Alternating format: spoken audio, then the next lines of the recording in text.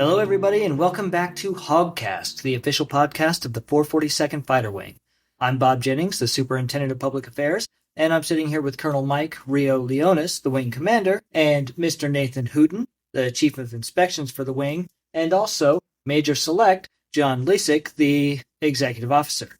We are just coming off of a 4-day Super UTA and nearing the end of the 12-day hostage crisis, and at this point, we're all babbling, but more importantly, it's time for Colonel Leonas to babble. Babble time. Here it is again. And again, $25 more on the table to see if anyone can actually guess why this is called Babble time. John, do you have a guess? Sir, I might guess is that... Stop. No, you're going to put me down. You're select. You haven't pinned on yet. So, yeah, so $25, the total is up to $100. So we did get one guess.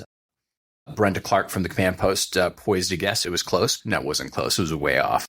But she's actually trying. But yeah, $100. And I'll start giving hints as it goes on because we're already up to a C note. So here we are, babble time. All right. Lead well, train hard, ready now is kind of something I've been talking about. Hopefully that has some traction with the members because that's what we did this UTA for sure. So you mentioned promotions, Bob, and we do have a whole bunch of promotions. Major Select, obviously, Lisick sitting here today. And don't forget, he's actually a military side LRS member. He was promoted along with his co-captain, Mike Addis, also in the LRS. Captain Cousins is a Major Select from the FSS. Henderson from the CS is now a Major Select. Kurgowski from the 76 Fighter Squadron down in Moody. Bill Phillips, our new JAG, is a Major Select. Tanner Rindles from the 303rd Fighter Squadron Pistol is now a Major Select. And then Captain Welsh down at the FSS OLA at Moody is also a Major Select. So congratulations to everybody there, especially you, John. And, that's a big step. Now you're not a CGO anymore. I'll tell you what, the worst step was leaving that lieutenant dumb and shield because you can be kind of make mistakes and no one seems to care. You start to lose the excuse. Hey, I'm just a 3-level. Absolutely. So, well, thank you, sir. Yeah, and that's actually great. Yeah, when you lose that ability to be like, well, I just didn't quite get that concept in at OTS or school. So it's an interesting way. And thank you, sir, for that. Yeah, absolutely. So we had a whole bunch of events outside of our biggest event today, which was. Or this UTA was, which is the exercise. We had a Finney flight for Lieutenant Colonel Rifle Shetterly in the 303rd Fighter Squadron. Absolutely, it kind of hit home to me. You were there, Bob. What was your impression of the entire event there? It was a really nice retirement ceremony. When you pilots clean up, y'all talk real good. Yeah, I don't know if I'd say it was just kind of a little rough. I thought a retirement ceremony was, but I would say it was so many people came out to say goodbye to Rifle, and that's because he's just a highest quality pilot officer in our unit. Do you know Rifle, John? Do you ever met him? I know, sir. I haven't had the pleasure. I've seen some of the pictures that I posted on Facebook of the Finney flight, and that was truly a remarkable experience to see how many people came out to support Rifle. It was also paired with Yeti Smoke, which is named after one of our pilots that passed away 4 years ago. A real good friend of mine, Mike Schriever. So it was paired with the barbecue competition, but it was an absolute full-up event, the right way to send off a hero, Rifle Shetterly. I don't know if you heard my speech, but I basically told a story about when we were deployed in 2014 that I saw him make two of the most difficult tactical decisions I've ever seen a fighter pilot make. One was identifying a weapon through the targeting pod. You're not supposed to do that, but he did. And that identification got that individual targeted and later removed from the battlefield. And then he also employed on we'll call it not a convoy because they were walking, but it was a march of enemy combatants. It was a mujahideen, so it wasn't the typical enemy in Afghanistan. They gave signs that they were friendlies, enemy, and he made that difficult decision to accept the identification and enemy and employed on them with another good friend of mine, Fodog. But yeah, best pilot in the squadron is what I said about him. And he's retired and is a kind of a bummer. So anyways, also we had a huge exercise this UTA. John, how did that impact you and the LRS? So in the LRS, we had support coming from our vehicle maintenance section. as well as our ground transportation. So and within the LRS, those two functions are pretty key as we exercise to move out, especially potentially going to the DCWs. Yep. So ground transportation has a lot of the movement, all the movement essentially capabilities to get us to where we need to go, right? Buses to an airport or transportation to an aircraft or things of that nature, or moving us from one fob to another, and then we have vehicle maintenance, key positions to keep our equipment running. And so exercising their capabilities in a stressful environment is key to making sure that they're ready to go downrange and support the mission. Yeah. And they nailed it. They did. They nailed it this weekend, as well as CE, the things I heard about CE and the rest of the ACS package that went out there. Just a truly remarkable supportive equipment opportunity that we were able to provide. Yeah, absolutely. The scenario was that we were going to set up a FARP for a short amount of time, which is very realistic. And we went from zero notice to equip, process, and deploy about 80 members out to Salina, Kansas. And they set up a camp, basically, and protected it, sustained it for a little bit over 24 hours. There was some weather coming in, so kind of cut it a little bit short. We weren't sure if we were going to have to send a recovery team to Oz to get you guys. Yeah. Well, that's what you get when going out to Kansas, right? Toto's house. Yep. Lieutenant was the OIC, the troop commander there. So Lieutenant Parker from CE was given a huge responsibility to run that camp. And basically it was set up and we were able to turn aircraft out of Salina aircraft. We actually had an emergency, so we weren't able to do that, but we would have been able to do that in less than 24 hours. And just shows our ability to process, move, and deploy our members and set up a combat outpost, basically, to affect the mission. So I thought it was really good. Mr. Hooton will talk a little bit about the design and how he came up with that, but it was a great success. And even though everything didn't go perfectly as planned, we learned a lot, and the lieutenant did a really good job out there. So real proud of him putting a lieutenant in charge, and there's no problem to do that. So any other comments or anything you guys have heard from that stuff? I'll just say, sir, that just in anything, you mentioned that obviously things always had a little wrench in the wheel on some of the items. Even real world operations, as you can attest, sir, nothing goes as planned and as fragged as usual. Then you have to flex on the fly. Yep. And so giving the lieutenant that experience and that opportunity to lead in that, which again, like you mentioned, he exceeded the expectations there and was able to learn from that and take away. Yep. And so looking at that opportunity and knowing that you can plan as much as you want. And in logistics, we plan a lot and understand that you're just going to have to be, Air Force Semper Gumby and flex on the fly. And that was a great opportunity. Absolutely, because you can't tell everybody what to do. You have to have them make decisions. That's what I want airmen to make decisions. Security forces, civil engineering squadron, FSS, and the LRS were all involved. Maintenance dispatched an attack team out there, and they were ready to turn the aircraft. We had an emergency, and those aircraft had to return, which they are actually coming from a flyover that we conducted over the Advent Health 400 at Kansas Speedway out there by the Legends. They were delayed for 3 hours due to rain. And the pilot actually made sure that he basically landed and timed the restart to hit the TOT. And I guess it was a beautiful flyover. So right on there. My kids were up there with my father-in-law. No kidding. Yeah, they were cold. They had a good time, though. We were getting a play-by-play. Someone lost a tire. Oh, there was a crash. This is the carnage I live for. They were having a great time watching cars spin out. Awesome. And apparently it was the closest finish of any NASCAR race in history. So I thought that was, again, a great recruiting opportunity and kind of flash our wings out there where there's hundreds of thousands of people. I'm not sure how big that. It's a fairly big arena complex there where they do that, sir. Yeah. And so it draws crowds constantly, and those stands are filled all the time. So yeah, like you said, perfect recruiting opportunity for us to get our jets out there and show people the iron that we have and bring them in and get them motivated. Yep. And Lieutenant Colonel Carl Marks did the flyover there with one of our new pilots, I think Lieutenant or Captain Hart. So a great job, guys, on that. The medical squadron, Bob, you said that they did some unique training this UTA. They did. So they were doing TCCC, used to be Self-Aid Buddy Care Level 2 training. Right. Which we regular folks get Level 1. They get the Level 2 so they can fix the stuff that's broken that we can't. And part of that included a field exercise this weekend. They were going to do it in the woods out by the base clinic, but with the weather, they flexed to inside in the deployment center. And they basically set up a scenario. The medical team came in, to an area.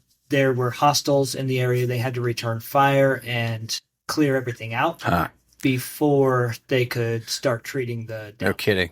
Kind of no idea that the medical squad, I thought they weren't allowed to carry weapons. That's what I thought too. I actually called Alexis Waters like, hey, I'm confused. Yeah. Aren't you non-combatants? And she told me that now the rules have changed. Multi-capable airmen. So if they're taking fire, they're medic snipers. to return. Gotcha. Okay. It's great to know that.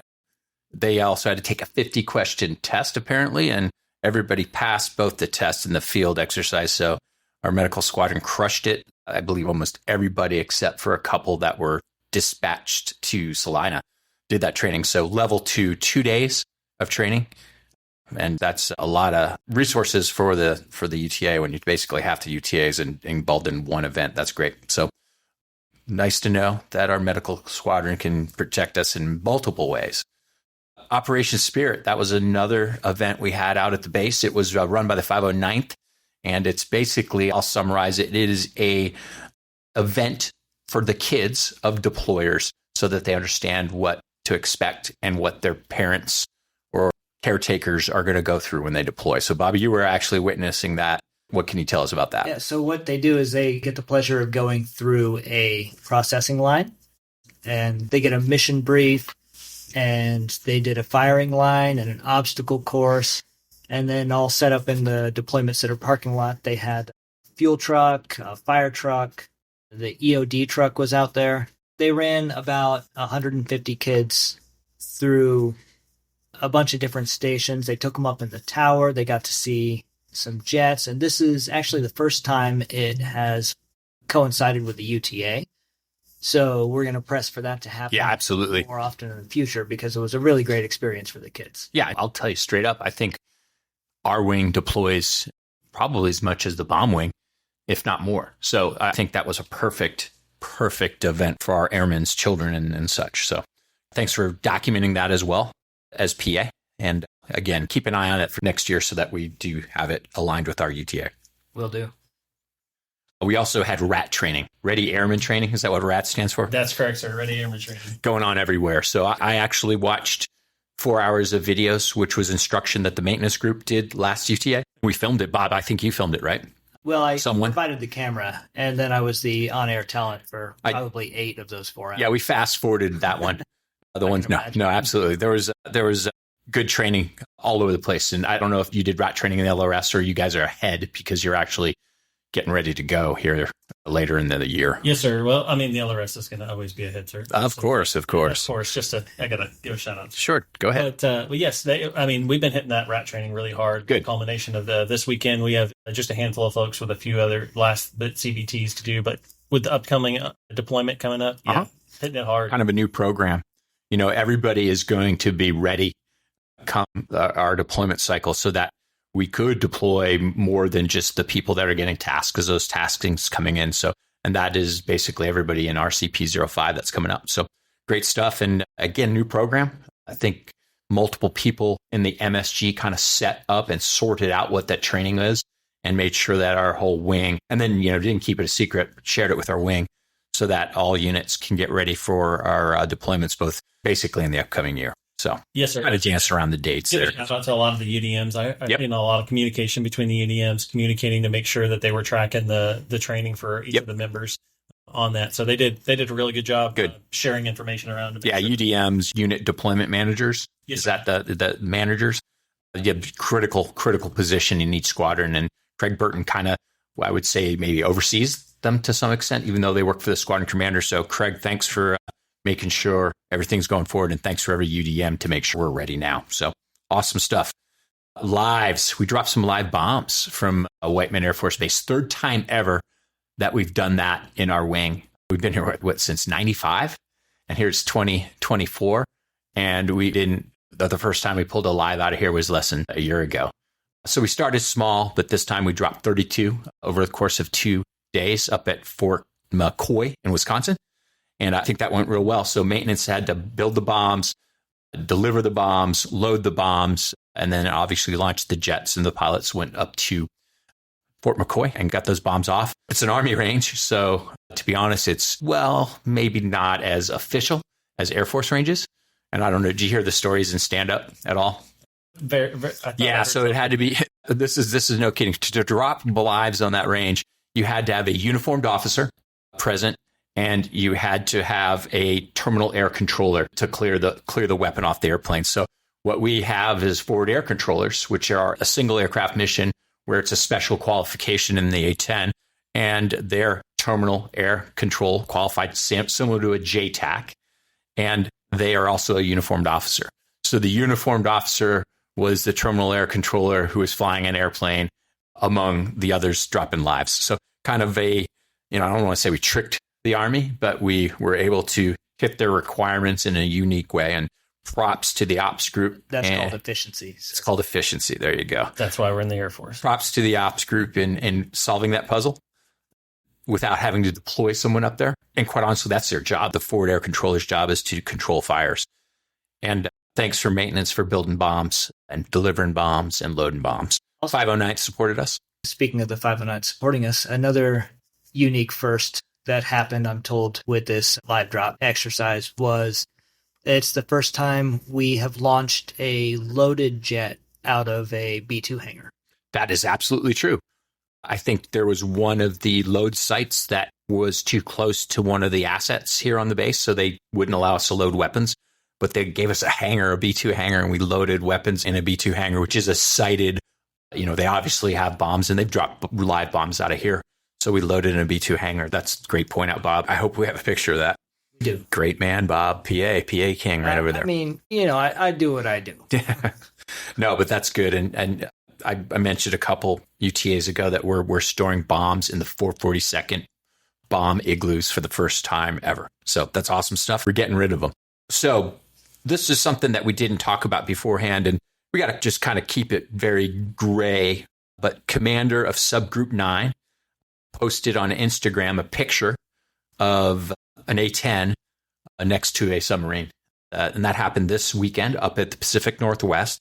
And we supported the commander of Subgroup 9 and the initiative of the 422, which is the test squadron at Nellis Air Force Base.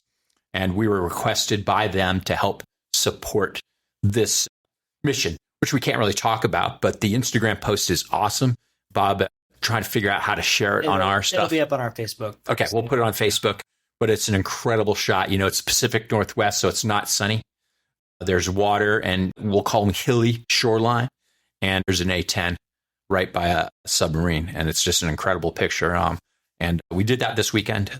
Again, there's the missions classified and stuff like that, so we're not going to talk about it, but take a look at that and just see that we are working for not just Army JTAC units or stuff like that. So great stuff, and get that out. Have you saw the picture? I have not seen that picture. Show him the picture. I've been waiting for Bob to send it to me here. On that, sir, have we supported this mission before? Absolutely not. This is all, we'll call it emerging requirements.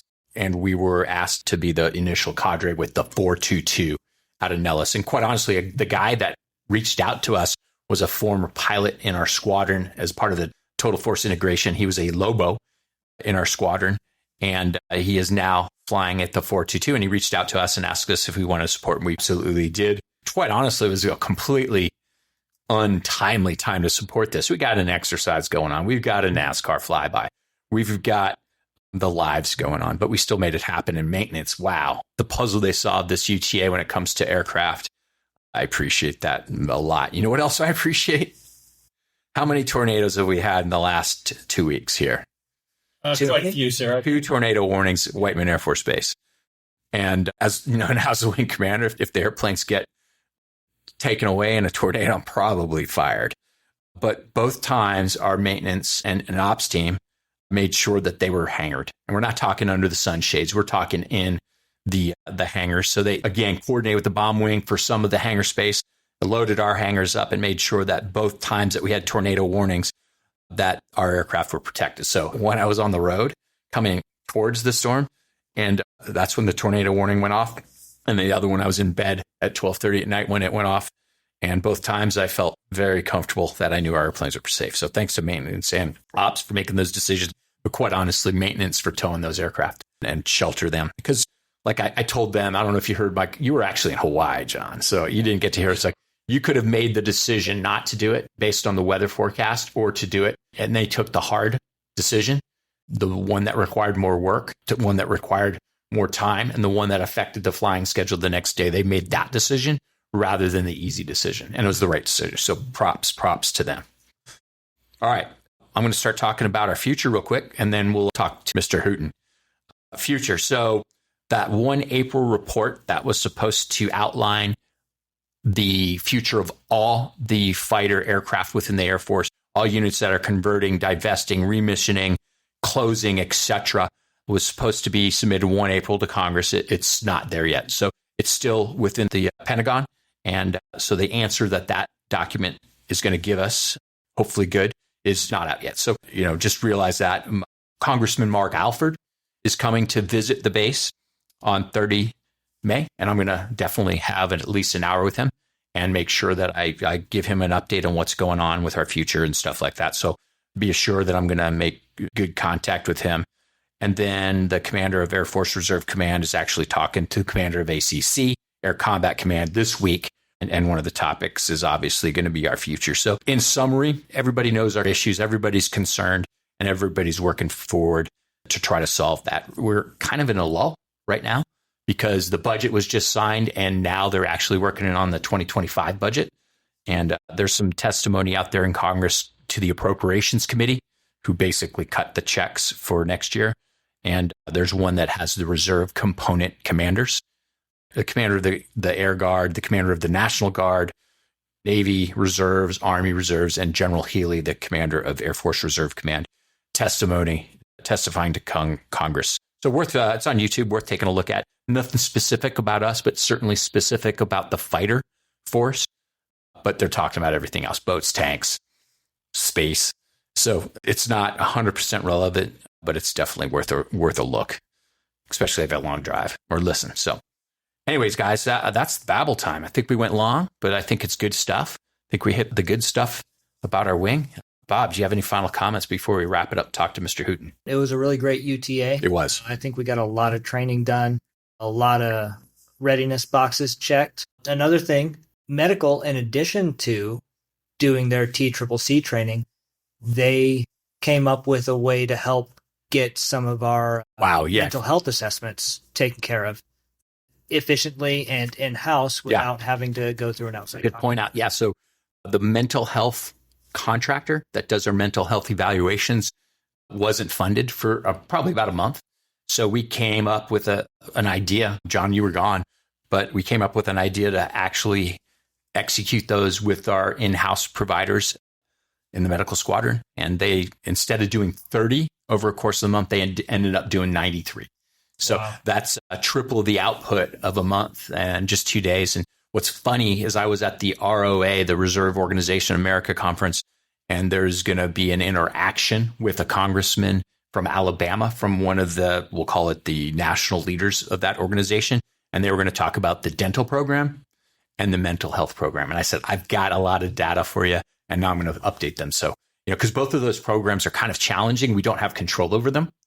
And if you look at our readiness, dental, mental health evaluations are big hits on both of those. And I don't think everybody's teeth are bad. I just don't think they have the documentation to say that they're good. And then obviously, I hope people don't all have mental health issues. But if they do, they need to get that evaluation so that we can get them some help. So, yeah, good point out, Bob. And a shout out to medical on that, because I did do that process just before I went TDY, sir. So, because I was red on that one and due because it was a struggle to get into the online provider. And within 10 minutes, perfect, I was good to go for medical. Yeah. It was a phenomenal process. So, yeah, great initiative by Alexis Waters. And, Colonel Greenspan, the commander there, has done a lot of chipping away at making that organization more efficient. And their full-time staff is phenomenal. Definitely appreciate what they do over there. All right. Final comments? Don't forget your mothers on Mother's Day and make wealth. Throw that out there for everybody just to make sure to get those flowers and cards to your moms. Good point. Good point. We'll probably be posting this after Mother's Day, so it'll be too late, John. Thanks. But for everybody except for me and Bob. But that's good. All right, guys, let's interview Mr. Hooton.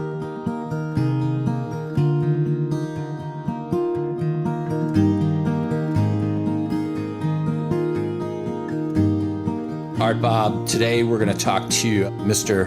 Hooton with an O. I've been corrected there. Did you see my last email where I threw some extra E's in there? That was a joke, as you could tell. Mr. Hooton comes to us from the bomb wing. We were actually able to hire him away from their IG team.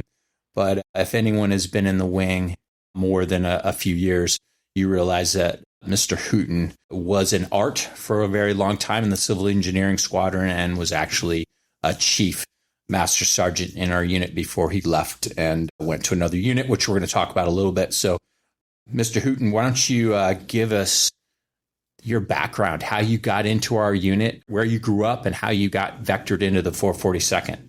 All right. Well, thank you for the introduction. I was basically recruited into the 442nd.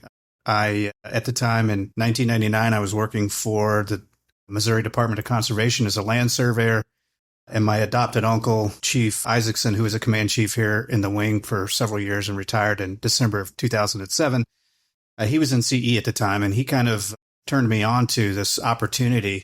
At the time, I wanted to be a professional land surveyor, and he said, hey, there's a job in the Air Force that is exactly what you're doing with the Conservation Department, and we can help you get education paid for, help you get training, and just really explained what the reserve was all about. And at the time, I was a young guy, well, not young at the time, but 22 years old, and thought, man, what a cool opportunity. And at the time, I was working towards becoming a professional land surveyor. And so I talked to the Missouri Land Surveyors Association. They said, hey, we'll give you half the credit you need to be a professional surveyor once you go to tech school and you get this training. So I'm like, okay, bet. And that was just the training I was getting from basic training. That's kind of an incredible insight for the government, the Missouri state government, to realize that you're going to get some training and actually give you an absolute boost to join. That's I'm kind of surprised that a government actually was going to give you credit without an official program. So that's awesome. So that was kind of the final step that said, hey, I'm going to do this to accelerate your civilian career. Yeah, absolutely. As a land surveyor. Interesting. Talk to me about your mentor again. He was in the 442nd in the civil engineering squadron, and you said he retired in 2007? Yeah, Chief Isaacson. He's an interesting guy. He's best friends with my mom and dad prior to rejoining the military. He joined the Air Force in 1969, and was in Vietnam as an aircraft mechanic in Vietnam. And he hadn't met my parents yet. It was only until after they got out of the military. And he had a 25-year break in service. No kidding. And joined the reserve. He joined the 442nd Civil Engineer Squadron at 40 years old. That is awesome. Right at 40. 40 years old. Mm-hmm. And then so he did another 20 years, and he joined the 442nd CE Squadron as a staff sergeant. Okay. And then became command chief of this wing. Wow, that's awesome. And so he really kind of showed me the way, as it were. Absolutely. And there's a lot of people that have a lot of great things. For those folks that were a part of the wing at the time, we affectionately called Chief Ike the cerebral assassin. And he was just the best listener that I ever knew. And I really, along with a lot of other people that I had the pleasure to work with him, try to mirror the way we behaved and the way we led people based on his example. So, gotcha. Yeah. And I joined in 1999. In February of 99 is when I joined the Air Force Reserve and the 442nd Fighter Wing. And just I went right to basic training. Yep. Right there. And I went right into the Civil Engineering Squadron. Mm-hmm. And tell me your path there. I mean, you obviously came in as a TR. Mm-hmm. How quickly, once you came, how long were you a TR? So I was a TR from 99 until 2008. Wow. Yeah. As fate would have it, I was working in, it's really kind of interesting how life's kind of come full circle. So I was working as a quality engineer in automotive manufacturing. In Kansas City? Well, in central Missouri. Okay. But I represented companies like Ford, GM, and Chrysler, and tier one suppliers to provide widgets to this industry. And so, gotcha. Vendors. Yep. And so I was a vendor rep. Okay, vendor rep. But when the economy of 2008 started to tank, the writing was on the wall. I actually worked for my father at the time. He had a company called Hooton Management Systems, of all things, creative name. But we were doing this work. And when the economy started to tank, our number one client was like, hey, it's not looking good for a follow-on contract. And so you guys may need to think about doing something. So wow. My dad was like, Nate, we got to figure something out. And I'm like, we joke about it to this day, but I said, I can't believe you fired your own son. So it's all about business. Right? Yeah. It just so happened that an art position came up in the unit and in CE.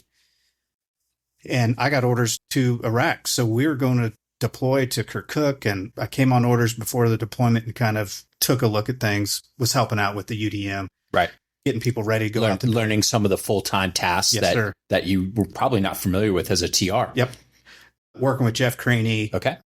For those that remember him. I do. He was an art then, and so was Rick Schrober. So Lieutenant Colonel Joe Harold is like, hey, why don't you come out on orders and see if this is something you'd like? I actually applied for the job, interviewed while I was in Iraq with Colonel Chuck French. Yeah, remember Colonel I do French? remember him, yeah.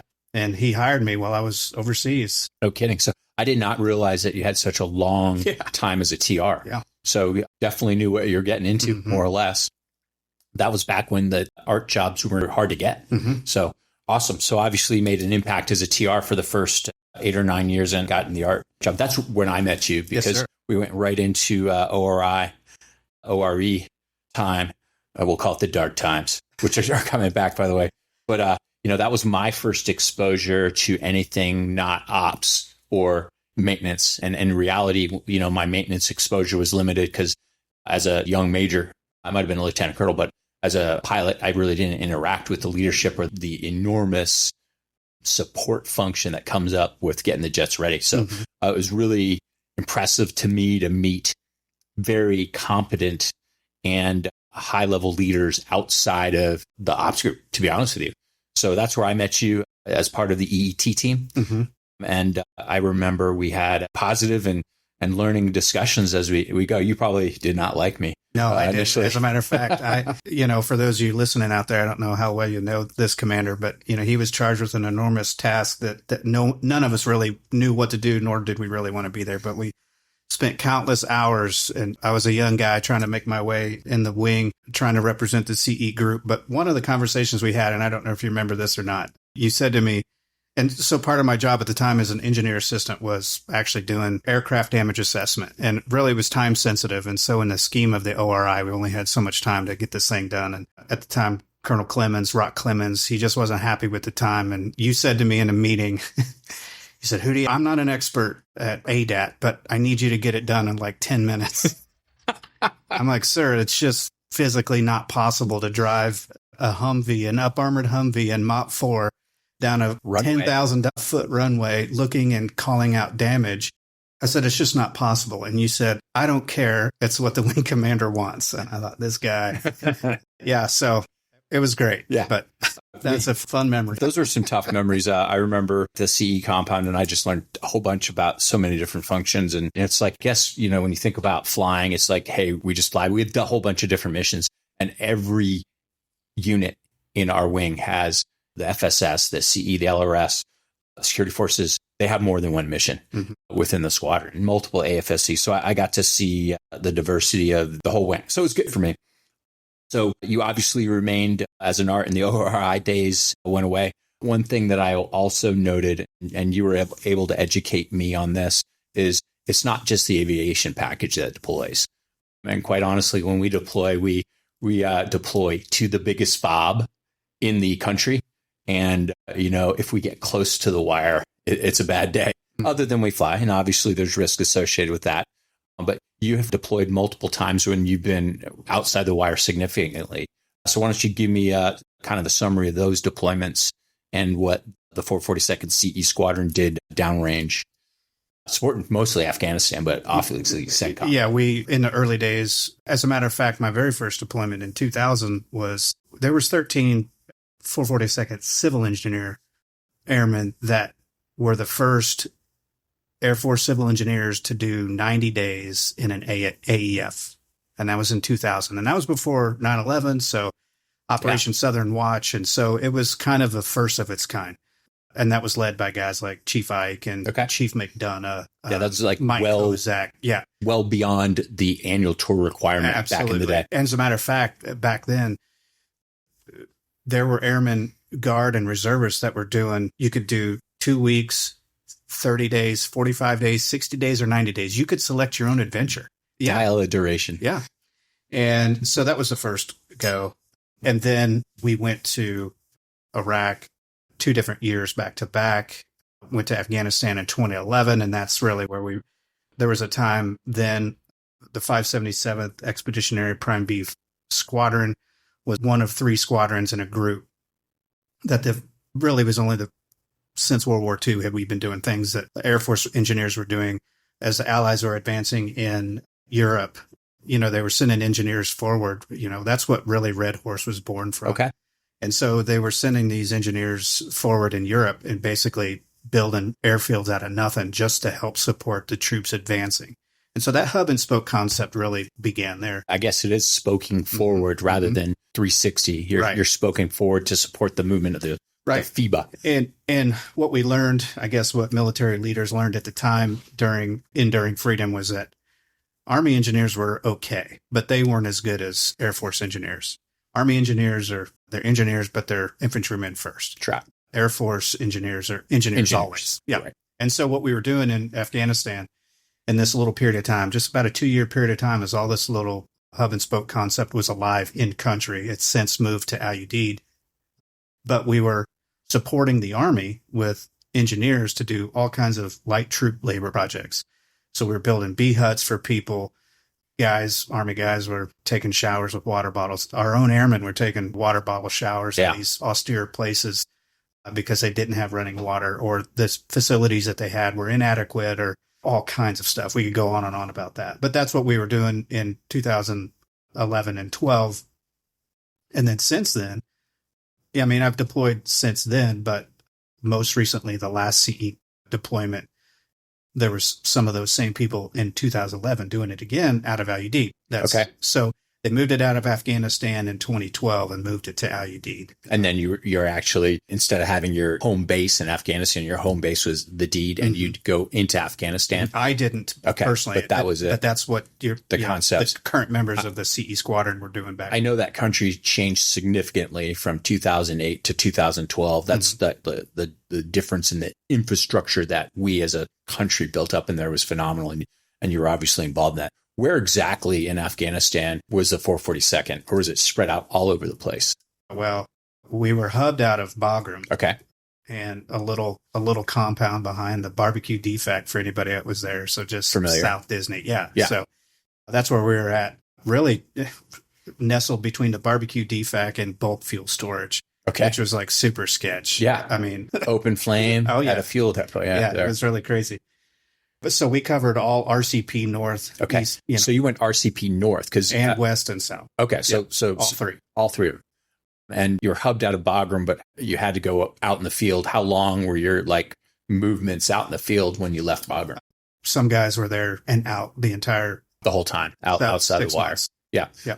Fully armed the whole time? Fully armed, fully loaded, combat loads, M4, 7 mags of 30 rounds, 4 magazines of 9mm, just loaded to the hilt. Yeah. And you pack a 72-hour bag that really turns into 6 weeks. Your RV. That's right. That's crazy. And that's something that I think we could probably talk forever about, just those experiences. And I know obviously the aviation package is combat tested. Security forces have had some serious duties guarding bases that took fire all the time.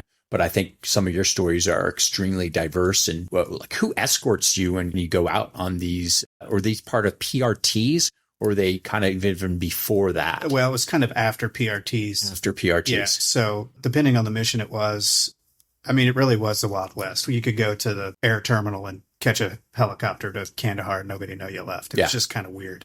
Yeah. But a lot of the outside the wire stuff was coordinated. Basically, we were working for the Army. Okay.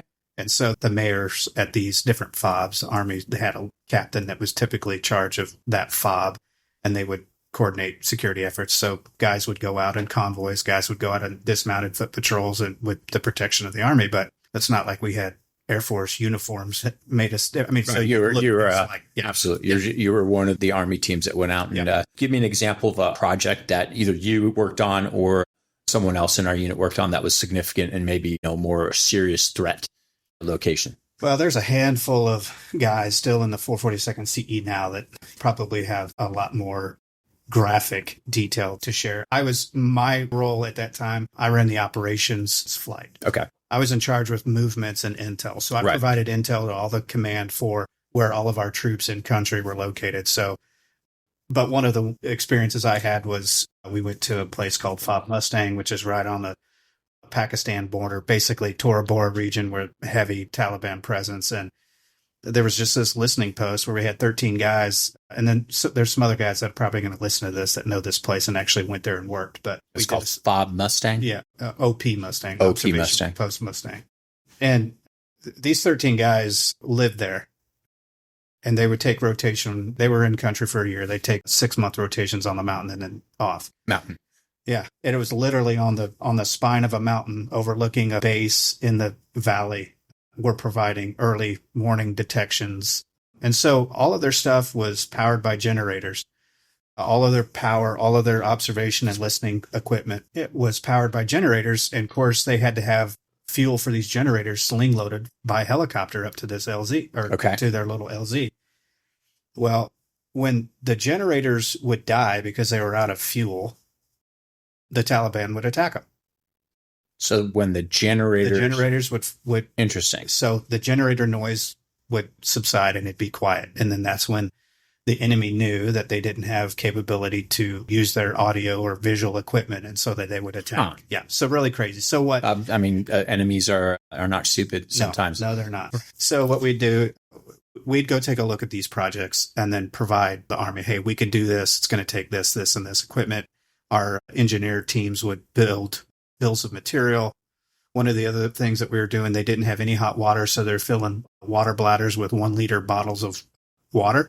And then they would just stand underneath this thing and take air temperature water, whether it was hot or cold. So we ended up putting in a water heater for them.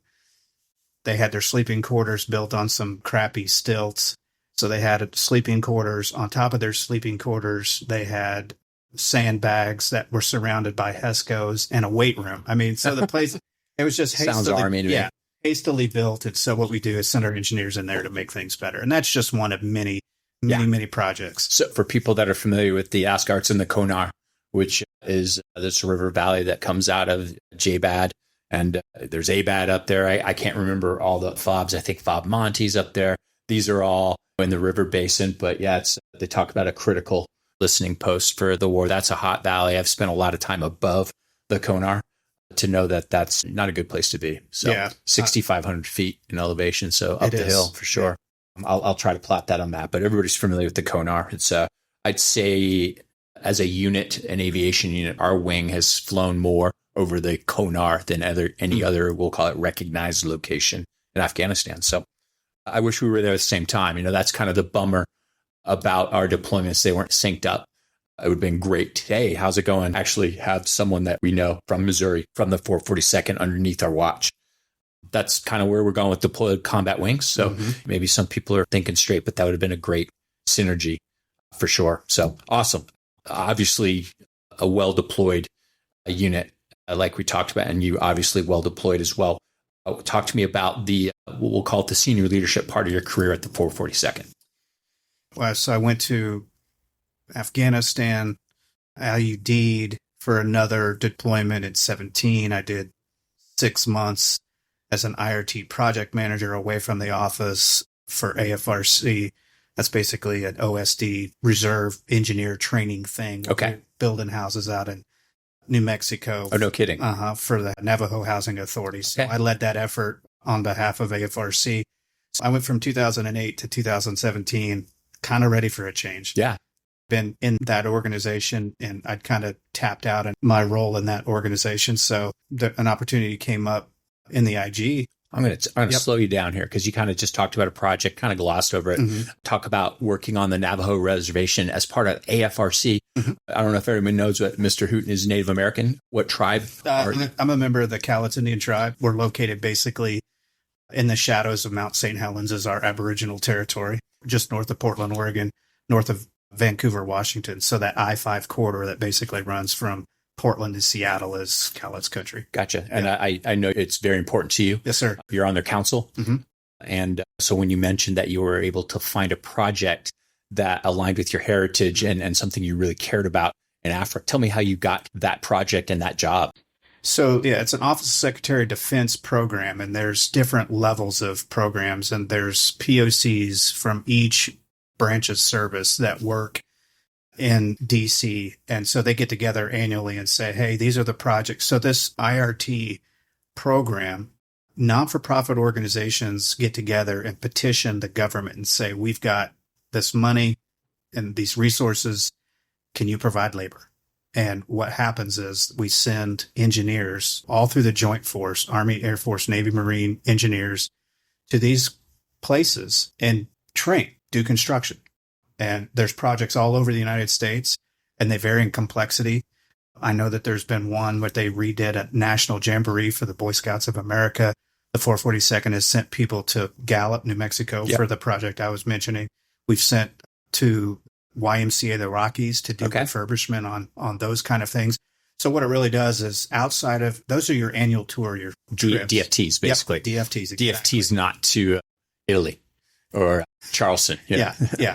And so they're really more based solely on the skill set of kind of construction. And talk about giving back. Yeah. So for that particular event, they did a data call for people who are interested in, I know Chief Bryant, the SEL and CE now, he went on one, and we had a couple leaders since then participate as well. But you petition AFRC and say, hey, I'm interested in being a project manager. And so you apply and they select you. And it just so happened that I got that particular job where I spent the spring and summer leading Navy and Air Force engineers and building these houses. And this wasn't just building the houses. We'd go do sewer connections. Wow. We'd take the houses out, place them, meet with the families that we were delivering these houses. And I just, of course, with my culture and the people involved in the Navajo community, I had a wonderful time and really I felt like a true ambassador to the reserve, just simply. Yeah, what an awesome, what an alignment with who you are. Yes, sir. And was that a random assignment, or did you list it as hey, I want these three first? Is it just completely random? Well, there was three. There was that job, YMCA of the Rockies, and another one. And the reserve said, these are the projects that we will support. We're going to support. So it was one of those three. And so that just, what talk about not luck, but just what a perfect synergy with who you are. That's awesome. And then you were up for that cycle to do that. So what a great, that must have been very rewarding and such. All right. So sorry, I off-tracked you there. Bottom line, you in your senior part of your career with the 442nd, finish up what you were talking about there. Yeah, so a newly assigned position in the wing was available, and that was the superintendent of the IG shop. And so that had not been filled before. There were some efforts, whether it was orders or just random positions, where people kind of did some of the work of the early Air Force inspection system. Right. We started doing in-house inspections and exercises, but it wasn't really fully developed yet. And so I was selected by Colonel Eckfeld, former Vice Wing Commander, who was the IG at the time. And I was the first reserve IG superintendent here at the wing, and did that for a couple of years until another opportunity. Still a TR in the civil engineering. Well, I was an art. An art. That was an art. Okay. Yeah. Interesting. So it was really an even swap, but I was ready to do something else. So it was a lateral move. And what it was designed to do is just to set that up. I was green belt certified, black belt trained. Inspections and auditing is what I did for a living. And so prior to becoming an art. So it's kind of in my blood and in my DNA. It's a perfect alignment with you. Yeah. So looking for a challenge with something that was still valuable to the wing. Yeah. Awesome. So you did that position for about 3 years, if I recall? About 3 years? Yep. And then you had an opportunity you were chief at that point, correct? Chief Master Sergeant at that point? No, I was selected for the SEL job down at Fort Worth. Yeah. Okay. And that's where you pinned on. Yes. Okay. So you went down to you left our unit, which probably difficult for you. And we kind of talked about what we think about this unit, both of us. So leaving this unit must not have been an easy thing for you to do. No, it wasn't. I went from TR. I'd spent over half of my career at that point as an art. Yeah. And this is the only military unit at the time that I'd known. So yeah, it was, but all of the opportunities that I tried to seek out at that point in time, and there was, promotion opportunities that didn't go my way. And so I was looking for an opportunity to not only perfect some of my skills, but advance too. Yeah, absolutely. Professionally. And so there was a need down there in the S team. Okay, what was the actual organization? The 822nd 822nd S team flight. Yeah. And it's what's the S team stand for? What's the S? Staff augmentation. Staff civil engineering. So kind of an interesting. I saw a lot of those members at your retirement, and they all were highly ranked. There's a lot of colonels and a few colonels, lieutenant colonels, and chiefs. It seemed like they were ready to augment civil engineering staffs or MAGCOM staffs in case of war. So pretty interesting. Didn't know that unit even exists. And you were actually discouraged to go down to that unit, apparently, because it was stale, perhaps. Yes. And under a lot of vacancies, you said, and just kind of stale. And you went down there and you met your new commander. What was his name? His name is Christopher Blanchett. Yeah. Gotcha. I assume you still stay in touch with him. We do. We talk about bourbon and baseball and things of that nature. Good. They're listening. What's up, Colonel? Good. We'll maybe shoot it to him direct. Yeah. But you went down there and you, instead of accepting the staleness of the unit, you made a change. Yeah. Historically, S teams have been underutilized. And that particular S team had kind of been bounced around a little bit. There had been a lot of changes in 10th Air Force. As a matter of fact, the 822nd S team was sitting in 10th Air Force headquarters. Okay. And they wanted the extra space. So they kind of moved the S team out and kind of forgot about them. Yeah. Even though, surprisingly, the S team at one time fell underneath 10th Air Force. Then the reorg happened, and then they fell under 22nd Air Force. Okay. So you've got a 22nd Air Force GSU sitting in the shadows of 10th Air Force headquarters and the 301st Fighter Wing, but completely separate. On a Navy Reserve base. Yeah. So really interesting dynamic there. And so it was very kind of, some people went down there and just kind of hung out. They were underutilized. They had a pretty good time. And to your point, somebody said, oh, you don't want to go down there. It's a retirement community. Yeah. But that's never been what I've been about. Absolutely. And so when I got down there, our full-time AGR was deployed. So we had a on-loan tech sergeant admin person. Okay. Who didn't know how to do readiness reporting, didn't know anything about UTCs. And so what I was able to do was parlay all my art experience as a TR and really kind of limp us along and kind of help. Colonel Blanchett had a vision, and I shared that vision, and he's readiness minded. I'm a readiness geek too. Yep, so absolutely. It really just kind of was a good marriage. Rejoin down there. Yep. You talked about there were 20 people when you showed up there, many vacancies. You actually recruited heavily. And who did you recruit? Yeah, it was good. It just was kind of perfect timing. I recruited 2 of my former commanders, another one of your commanders who was seeking opportunity, and then another engineer who was ready to separate. She's a joint spouse, and her husband was active duty and got out, and she was ready to do the same, and kind of convinced her to stick around. And so when we went from in 2 years, we went from 21, I believe, to 32, almost a completely full S team. Gotcha. Yeah. And you said when you showed up there that the training was a mess. It was a mess. As a matter of fact, we were the 4th worst trained unit, statistically speaking. Now, you take a unit like yours, the 442nd, you've got, 130 people. I think we'll call it a unit like ours. Okay. Yeah. A unit like ours here, where it's 130, 140 people, and then you go to a unit of 36. It is the requirements. There's more, but statistics are statistics. Yeah, absolutely. So statistically, we were 4th.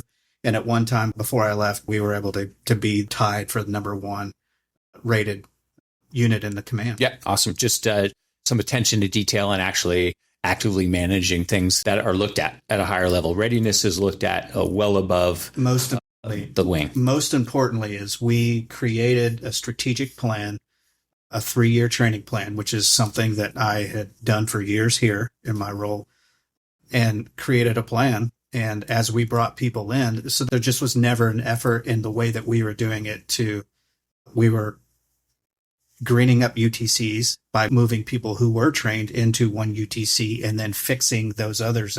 It just hadn't been done.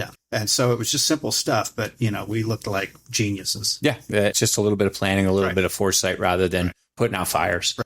We talked about that, the strategic alignment. I'm all about it because it gets us, instead of vectored 360, and putting out fires 360 degrees around, maybe we're vectored it in a 90-degree fan, and we're going to make more progress there. So that's, like you said, it's not genius, but it just requires some foresight and some planning, like you said. So talk to me about what you did with the S team.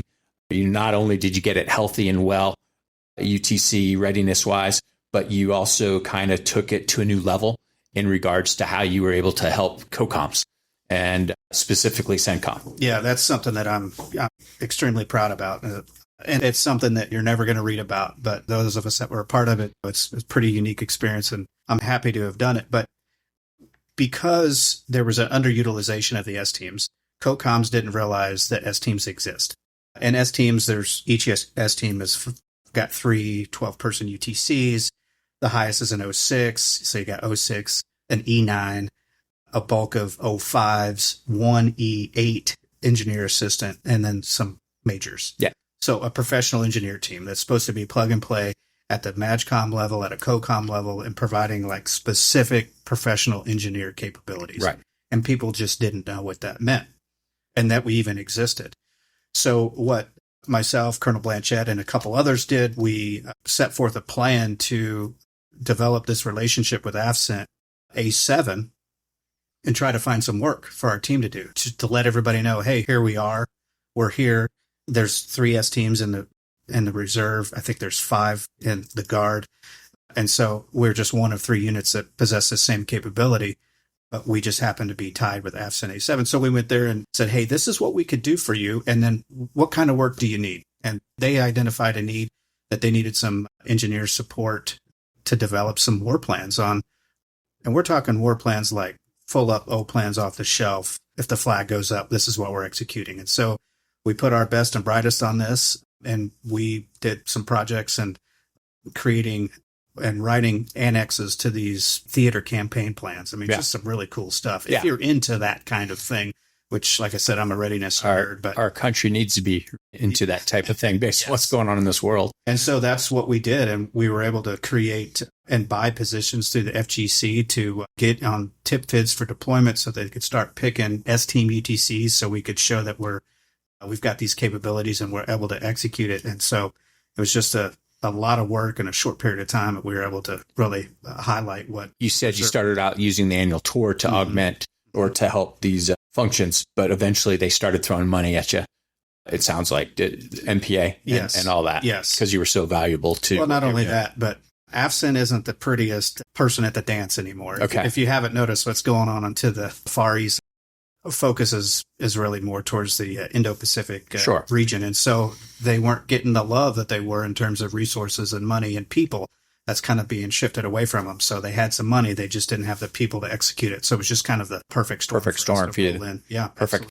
Absolutely. I think that just shows great initiative. And I see that. And I saw that when you were in the ORI days. And I see that now as your chief of inspections running the IG shop. So how did the work you did in designing and helping with war plans help frame what we did in our exercise this weekend?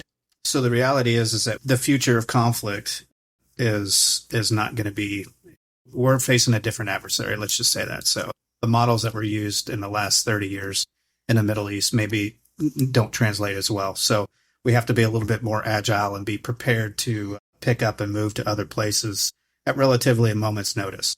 And so what we did, parlaying the experience with AFCENT A7, the way we built this exercise for this particular weekend was simply that, hey, you've got a short notice, you have capabilities, you have a few things maybe in place, but you're going to pick up this group of people and you're going to go over there and establish this base at wherever that is. And that, I know that's going on in the Pacific as well. Absolutely. So based on conversations we've had, briefings that we've been a part of, that's ongoing as we speak, that we're prepping the battlefield, and hopefully we don't ever get there, but we've got to be ready to, some of these installations that were built in the Second World War, taking a look at, can we use these things and what would it take to revitalize these old airfields, and what kind of pavements what's the shape of the pavements? So we send people out there just to do site surveys and determine what's available, what we can use, and then we build plans around it. And so that's the future of warfare. Mm-hmm. And that's the future, in my mind, when you speak to your task and purpose and talk about generating readiness, projecting power, and developing capabilities. We have to be kind of innovative in the way that we exercise and evaluate our capabilities, because the old way of doing things doesn't work. Well, it's not going to work for the future. And so that's kind of what pulling some of these experiences that we used in my time in the S team here.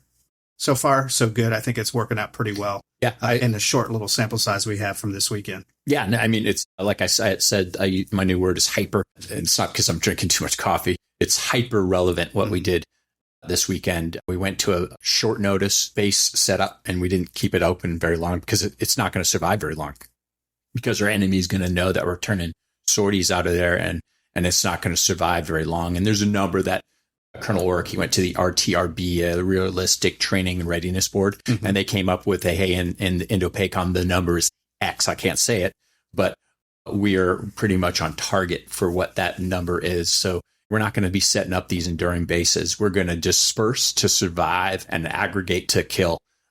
No longer are we going to be able to operate out of the bases we operated during the Korean War, because we're still doing that. Right. You know, Osan Air Force Base was used during the Korean War, and they got the grid to what to target there. It's not a surprise. Those are things that we just kind of didn't see. I mean, now with precision capability, weapons and stuff like that, these bases are going to be gone right away. So what's funny is if you look at almost every cluster of islands in the Pacific, which there are many, there is an old air base somewhere buried in the jungle, somewhere on almost every island. So real opportunity out there. And you kind of set up a scenario where we went down and mowed the lawn or mowed the area and set up a base. And we would have been able to turn aircraft out of there today, tomorrow, and, you know, maybe the next couple of days based on the threat. So that's right on what we're going to have to do in either AO, quite honestly, as our enemy has longer legs and can strike us, as we saw what happened with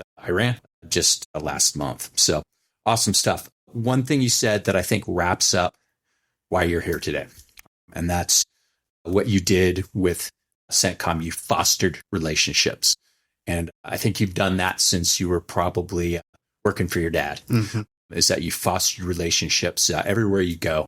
And it's based on who you are and how you do things at a high level. So one of the reasons I brought you back is because back when I was a major and you didn't like me very much because I was trying to leverage what the wing commander told us to do, is we fostered relationships. And it's based on friendship, but quite honestly, professional execution. So Hootie, man, I'm so glad you're back in the wing. You're going to make us more lethal in the future. You're going to make us more ready. And we're doing it with smiles on our faces because we know each other, we respect each other, and we're going to have a good couple of years here. So thanks for sharing. Wait, we have one more thing. Hey, I wanted to say thanks for the opportunity. Any chance I get to preach the goodness of IG, I will. And so I appreciate this platform, first of all. But secondly, I'm not here to toot my own horn or pat myself on the back, but I want you to know that this, and the people out there listening, that we've been in situations where we were trained and prepared and sometimes not prepared to be in the situations that we found ourselves in. So all of this experience and this readiness and being ready to face unseen dangers in some of these scary situations is really the basis and the foundation for why I feel like it's our responsibility. My responsibility as the director of inspections to get our wing ready and sharpen that tip of the spear that we talked about with readiness. This 442nd Fighter Wing is the tip of the spear. It is. And we have to sharpen our skills. And so I really appreciate it. I'm so happy to be back here doing this job. And it's not a pretty job, but it's super important. Do you know what word we didn't use in this whole discussion about readiness and inspections? We didn't use IG because we're more about the readiness side with this program. And that's so important. And it's our job to make sure our youngest airman is ready when we send them downrange to combat. And that's something you said to me in one meeting. I went, wow, you're right. That's our job. And it's every airman's job in this wing to make sure that their friend, their subordinate, their superior is ready as well. So big team here. Again, thanks for joining it. Thank you. So you got it.